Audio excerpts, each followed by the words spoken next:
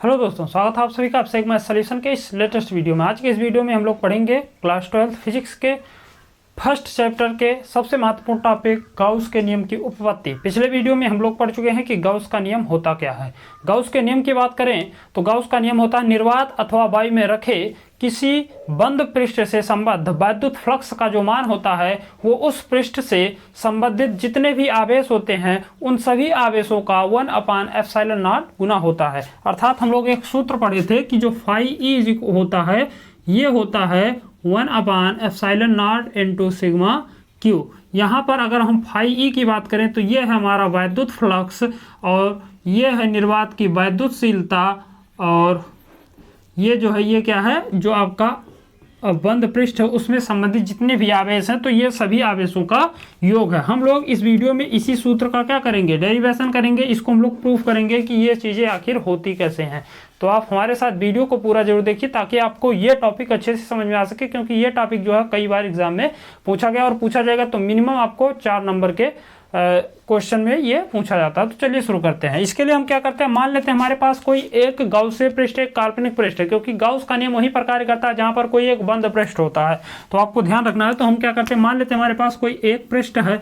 अब गाउसीय पृष्ठ का आकार कुछ भी हो सकता है, आप किसी भी आकार का कोई भी बना दीजिए, वो सभी के सभी क्या होते हैं, गाउसीय पृष्ठ होते हैं। बस केवल आपको ध्यान रखना है कि पृष्ठ कैसा होना चाहिए, बंद पृष्ठ होना चाहिए, एक बंद लूप होना चाहिए, वो किसी तरफ खुला नहीं होना चाहिए। बंद पृष्ठ के लिए ही गाउस का नियम सत्य होता है। तो ये आपको ध्यान रखना। तो ये मान लीजिए क्या है, गाउसीय पृष्ठ है और इस गाउसीय पृष्ठ में कोई एक आवेश बिंदु O पर रखा हुआ है। तो एक कोई प्लस आवेश है जो कि बिंदु O पर क्या है ये रखा हुआ है और इस आवेश से मान लेते हैं स्मॉल r दूरी पर कोई बिंदु है। इस आवेश से क्या है, स्मॉल r दूरी पर एक कोई बिंदु, इस बिंदु को हम लोग नाम दे देते हैं P। और इस बिंदु P पर हमें बताना है कि इस आवेश के कारण इस पर वैद्युत फ्लक्स का मान कितना है, क्योंकि हम लोग गाउस के नियम में क्या ज्ञात करते हैं, वैद्युत फ्लक्स को ही ज्ञात करते हैं। तो वैद्युत फ्लक्स का मान हमें यहाँ पर ज्ञात करना है। तो जैसा कि आप लोगों ने पढ़ा है कि कोई भी आवेश होता है तो उसके चारों तरफ क्या होता है, एक वैद्युत क्षेत्र होता है। तो उसके कारण जब वैद्युत क्षेत्र है तो अगर उसके वैद्युत क्षेत्र में कोई भी आवेश आता है तो उस पर क्या होता है, वैद्युत क्षेत्र की तीव्रता कुछ कार्य करती है। तो हम क्या करते हैं, पहले इस आवेश के कारण क्या करते हैं, इस बिंदु P पर वैद्युत क्षेत्र की तीव्रता को ज्ञात करते हैं। और सारी चीजें हम अगर आप नोट्स बनाना चाहें तो हम सारी चीजें आपको स्टेप बाय स्टेप लिख देते हैं ताकि आपको नोट्स बनाने में काफी आसानी हो। तो ये जो हमने पृष्ठ माना इसको हम लोग मान लेते हैं कैपिटल ये क्षेत्रफल का ये एक पृष्ठ है। तो यहाँ पर हम पहले लिख लेते हैं सारी चीजों को, लिखेंगे माना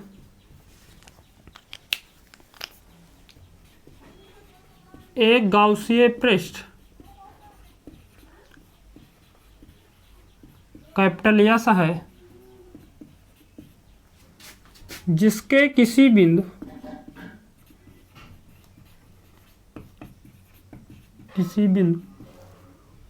O पर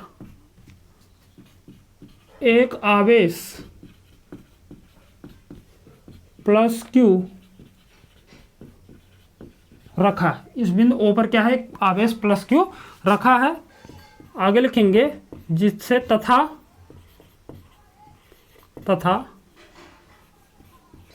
उससे स्मॉल r दूरी पर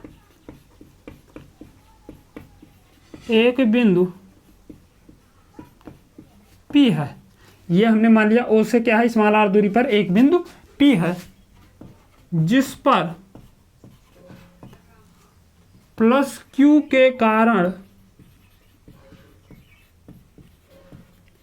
वैद्युत क्षेत्र की तीव्रता।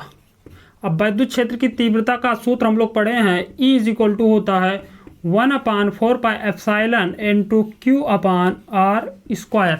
ये होता है वैद्युत क्षेत्र की तीव्रता। और ये वैद्युत क्षेत्र की जो तीव्रता है इसकी दिशा अगर पूछी जाए तो वैद्युत क्षेत्र की जो तीव्रता की दिशा होगी वो क्या होगी, प्लस से बाहर की तरफ होती है। तो इस दिशा में क्या होगा, वैद्युत क्षेत्र आपका प्लस की तरफ होगा। यानी आपको यहाँ पे दिशा को भी इसको ध्यान रखना, क्योंकि वैद्युत क्षेत्र की तीव्रता क्या एक सदिश राशि है तो इसकी दिशा क्या होगी, O से P की ओर होगी। यानी उस दिशा में आपका वैद्युत क्षेत्र होगा। अगर आप साइड में लिखना चाहें तो लिखेंगे OP की ओर, OP की ओर।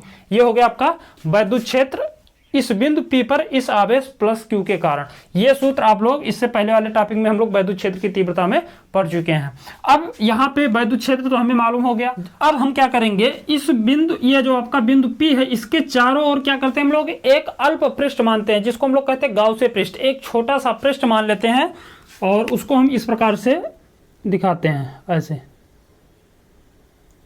और इसका क्षेत्रफल हम लोग मान लेते हैं जो क्या है ds है। तो हम क्या करते हैं, इस बिंदु P के चारों ओर, ये जो आपका बिंदु P है, इस P के चारों ओर क्या करते हैं, एक अल्प पृष्ठ मान लेते हैं।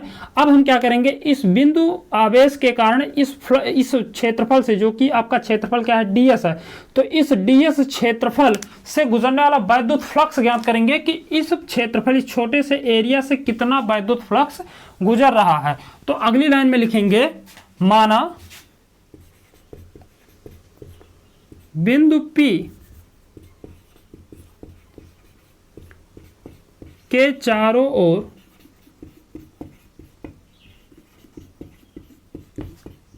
एक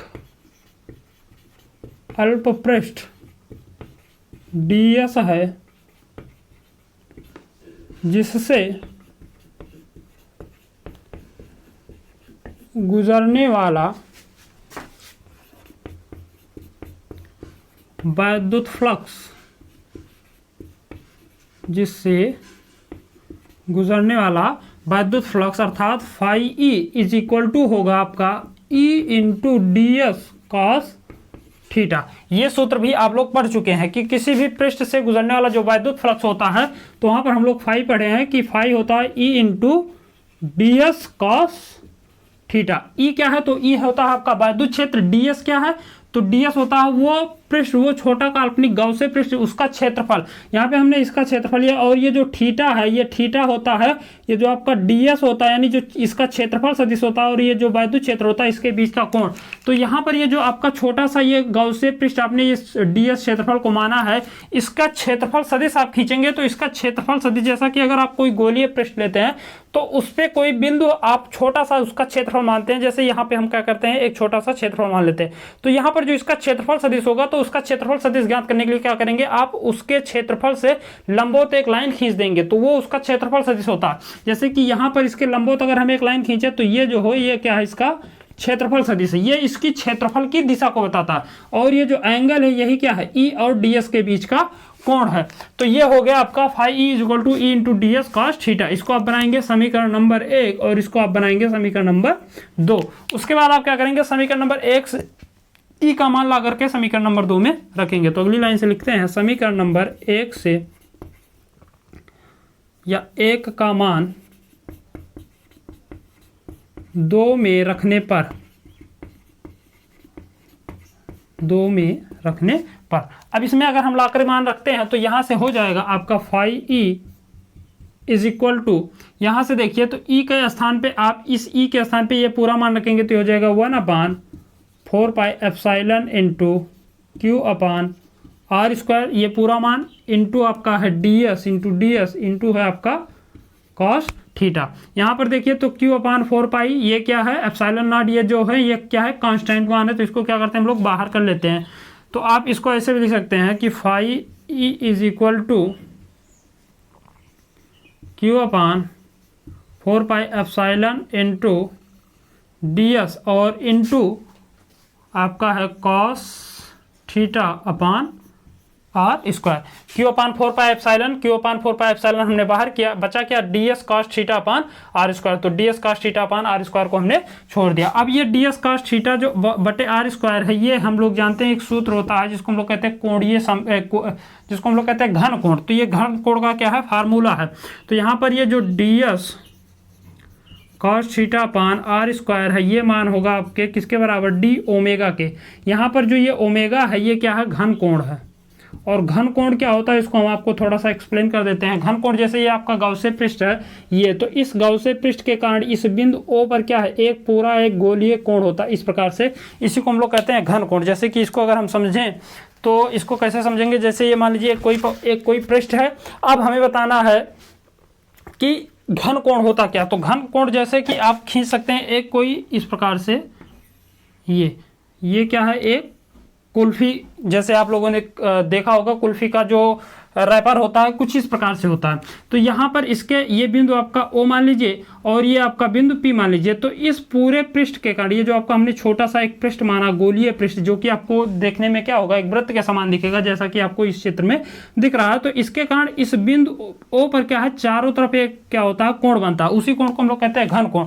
तो यहाँ पर ds cos theta upon r square जो है ये क्या है, घन कोण होता है। तो यहाँ से आपका हो जाएगा phi e is equal to Q upon 4 pi epsilon into इस पूरे के स्थान पे आप लिख देंगे क्या, डी ओमेगा लिख देंगे। डी ओमेगा क्या है, तो ये है आपका घन कोण होता है। तो आई होप आपको यहाँ तक सारी चीजें अच्छे से समझ में आई होंगी। अब यहाँ पर ये जो हमने फाई ई सब सारी चीजें लिखी हैं, तो ये क्षेत्रफल जैसा कि क्या है, डी यस लिखा है, तो यहाँ पे आप क्या लिखेंगे, डी फाई, यहाँ भी डी फाई, यहाँ भी डी फाई और यहाँ भी क्या होगा, डी फाई होगा। डी फाई क्यों, क्योंकि जब हम लोग क्षेत्रफल बहुत छोटा सा मान रहे हैं तो उस स्थिति में वहां पर जो गुजरने वाला वैद्युत फ्लक्स होगा उसका मान भी क्या होगा, कम होगा। अगर क्षेत्रफल ज्यादा होता तो फ्लक्स का मान भी ज्यादा होता।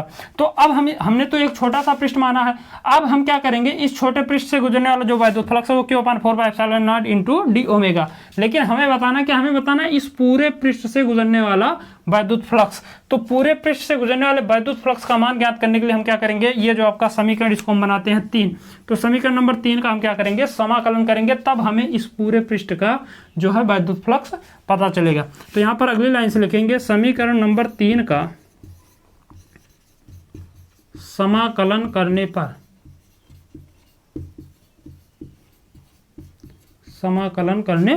समाकलन करेंगे तो ये हो जाएगा समाकलन D phi E is equal to समाकलन Q upon 4 pi epsilon into D omega. तो अब इसका जब समाकलन करेंगे तो हम लोग एक सूत्र पढ़ते हैं समाकलन में, सभी लोग पढ़े भी होंगे, क्लास 12 का जो मैथ्स जो लोग पढ़ते हैं उनके लिए सब लोग ये समाकलन वाले चैप्टर में पढ़ेंगे। डी एक्स, समाकलन डी एक्स जो होता है ये होता है आपका यक्स, यानी समाकलन डी एक्स का जो समाकलन होता है वो क्या होता है, यक्स होता है। तो इसी प्रकार जो डी फाई का समाकलन करेंगे तो ये हो जाएगा फाई ई और इज इक्वल टू यहाँ पर क्यू अपान 4 पाई जो एप्सिलॉन है ये क्या है, यह एक नियतांक है। तो नियतांक किसी भी कांस्टेंट मान का समाकलन नहीं होता, तो ये क्या होगा, बाहर हो जाएगा, यानी क्यू अपान 4 पाई एप्सिलॉन जो है ये बाहर हो जाएगा और बचेगा आपका समाकलन डी ओमेगा। इसका समाकलन करेंगे तो ये हो जाएगा phi E is equal to Q upon 4 pi epsilon into हो जाएगा ओमेगा। जैसा कि हम लोग जानते हैं डी एक्स का यक्स होता है तो डी ओमेगा का क्या हो जाएगा, ओमेगा हो जाएगा। इसको हम फ्रेम चेक कर लें ताकि कोई चीज़ मिस ना हो। अब हम लोग जानते हैं ओमेगा, तो ओमेगा क्या है, घन कोण है, और घन कोण का जो मान होता है वो क्या होता है 4 पाई, ये बराबर होता है आपका, हम लोग जानते हैं ओमेगा इज इक्वल टू होता है 4 पाई। तो 4 पाई का मान जब यहाँ पे हम लोग रख देंगे तो यहाँ से आप देखिए, तो यहाँ से ये हो जाएगा phi E is equal to Q upon 4 pi epsilon into 4 pi. 4 pi से 4 पाई क्या होगा, कैंसिल हो जाएगा और बचेगा क्या, तो यहाँ से बचेगा आपका phi E is equal to, यहाँ पर बचा है क्यू, तो यहाँ पे हो जाएगा क्यू बटे क्या है आपका एप्सिलॉन, बटे क्या है आपका एप्सिलॉन। तो यही क्या है, हमें प्रूफ करना था कि फाई क्यू जो है, फाई जो है क्यू अपान एप्सिलॉन नॉट के बराबर होता। तो यहाँ पे यही है आपका, इसको हम इस फॉर्म में भी लिख सकते हैं कि फाई ई जो है ये है 1 अपान एप्सिलॉन इंटू आवेश। यही हमें क्या करना था, प्रूफ करना था। अब यहाँ पर आप देख रहे हैं सिग्मा क्यू है, तो सिग्मा क्यू का मतलब होता है कि जो आपका ये पृष्ठ है, इस पृष्ठ में हमने क्या माना, एक ही आवेश माना, तो हमने क्या किया, डायरेक्ट एक आवेश रख दिया। अगर इसी पृष्ठ में बहुत सारे आवेश होते तो यहाँ पर हम क्या करते, सिग्मा क्यू रखते। सिग्मा क्यू का जो मान होता है ये होता है Q1 plus Q2 plus Q3, मतलब जितने भी आवेश होते हैं सभी का क्या होता है, बीजगणितीय योग होता। तो आप चाहे ये सिद्ध कर दीजिए या ये सिद्ध कर दीजिए, हमने यहाँ पे एक आवेश लिया था इसलिए हमने यहाँ पे एक आवेश को लिखा है। तो आई होप आपको ये सारी चीज़ें अच्छे से समझ में आई होंगी। एक बार हम आपको फिर से रिवाइज करा दे रहे हैं ताकि आपको समझने में कोई दिक्कत ना हो। हम क्या करते हैं, सिंपली मान लेते हैं हमारे पास कोई एक गौसीय पृष्ठ है जिसको हम लोग S मान लेते हैं, और इसमें कोई एक बिंदु O है, इस बिंदु O पर एक कोई आवेश Q स्थित है। इस आवेश Q से स्मॉल r दूरी पर एक बिंदु P है जिस पर हमें बताना वैद्युत क्षेत्र की तीव्रता का मान, कि इस बिंदु Q से इस बिंदु P पर वैद्युत क्षेत्र की तीव्रता होती कितनी है। तो हम लोग जानते हैं कि किसी भी बिंदु आवेश से कुछ दूरी पर जो वैद्युत क्षेत्र की तीव्रता होती है वो होती है 1/4 pi epsilon into Q upon R square. दिशा की बात करें तो जो वैद्युत क्षेत्र होता है, वैद्युत क्षेत्र की जो तीव्रता होती है वो हमेशा किस तरफ होती है, प्लस से बाहर की तरफ होती है। अगर ये आवेश माइनस होता तो इसकी दिशा क्या होती है, अंदर की तरफ होती है, लेकिन आवेश हमने प्लस माना तो इससे क्या होगा, बाहर की तरफ होगा। तो ये हो गया वैद्युत क्षेत्र की तीव्रता। उसके बाद हम क्या करते हैं, मान लेते हैं जो हमारा बिंदु P है इसके चारों ओर एक छोटा सा अल्प पृष्ठ जिसको हम लोग गाउसीय पृष्ठ कहते हैं, इसकी हम कल्पना करते हैं, और इस छोटे से पृष्ठ से गुजरने वाला टोटल फ्लक्स हम लोग ज्ञात करते हैं कि कितना फ्लक्स गुजर रहा है। तो इस पृष्ठ से गुजरने वाला जो वैद्युत फ्लक्स होगा वो d phi equal to into D S cos theta होगा। इसको हम समीकरण नंबर 2 बना देते हैं। उसके बाद हम क्या करेंगे, इसी समीकरण नंबर 2 में हम समीकरण नंबर 1 का ला करके मान रख देंगे, यानी ई के स्थान पे ये पूरा मान हम ला के रखेंगे। तो इस ई के स्थान पे जब ये पूरा मान रखेंगे तो कुछ इस प्रकार से हो जाएगा into D S cos theta.